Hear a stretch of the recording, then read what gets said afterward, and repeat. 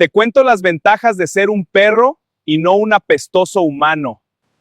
Puedes caminar tranquilamente con tu pandilla en la noche y nadie te detiene, chamo. Cuando se arma la Tercera Guerra Mundial, te puedes quedar tranquilito en casa con los parceros huevón. Mientras el gilipollas de tu amo madruga ese trabajo miserable, tú te quedas feliz en tu camita hasta el desayuno. No importa cómo te portes, tenés pase VIP al paraíso.